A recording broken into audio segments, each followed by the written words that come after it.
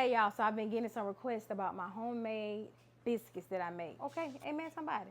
So I don't do measurements. Good for me, but not good for somebody else. Okay, amen somebody. But you can follow my video step by step to see how I made these biscuits. And then it depends on how many you making, so I never know. So I just make a lot of it so that I can freeze it. Amen somebody. But here are my homemade biscuits. We're going to start with some self-rising flour, y'all. I didn't measure it. As I said before, I don't really measure. I just pour it in the bowl. I eye it and see how much I want to use. It depends on how many biscuits I'm planning on making. Okay, amen somebody. Then you shake it up. I'm just playing. You don't shake that up. So I will list all the ingredients that I used for these biscuits here in the video. So I use Plugra butter.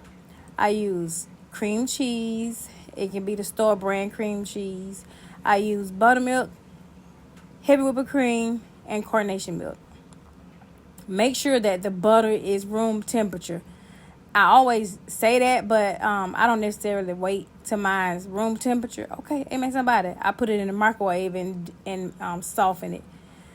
But the key is it's got to be soft butter so that it will incorporate very good in the flour and the cream cheese. Okay, man, somebody. And so I always keep my cream cheese in the refrigerator because it's always soft.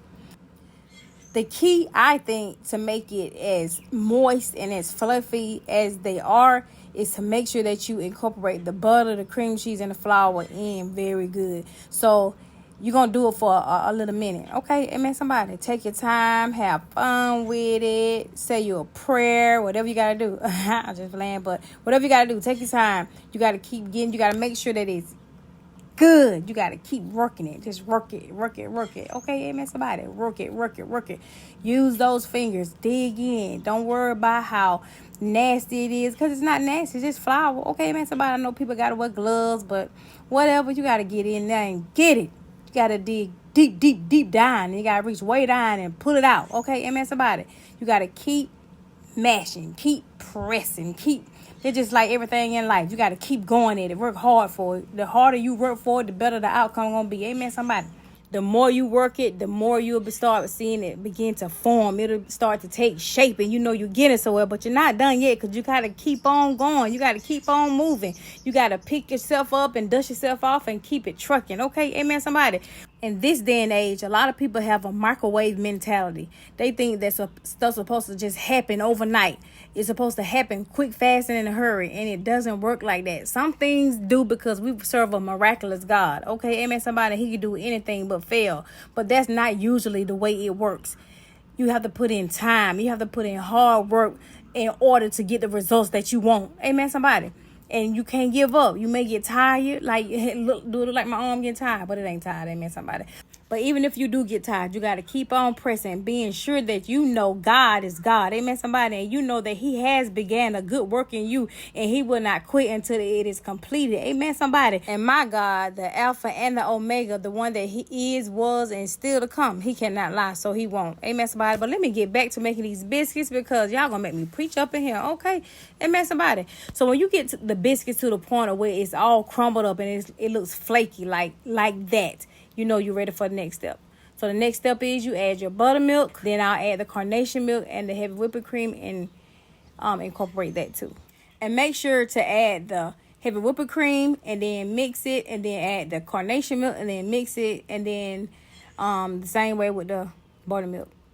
Keep your little flour at the end because you will need some flour when you get ready to roll it out. And what the flour does is makes it easier to roll out and makes it easier to cut out with a cup or whatever you're using to cut it out with because it's sticky. The dough is sticky, so the flour helps. Kind of like when you're making bread. Like when I make sourdough bread, I have to have water, but with the biscuits, I use the flour. Okay, amen, somebody.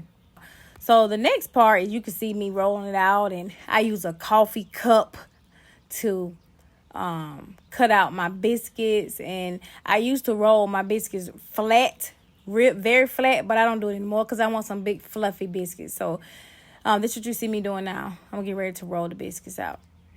And y'all, by no means necessary am I a professional baker. Amen, somebody. I ain't went to school for nothing. It's just trial and error, okay? When I had my kids, when they was young, I didn't even like cooking. But I like it now, so I'll try. So everybody don't do it the same way, but this is how I do it. Okay, amen, somebody.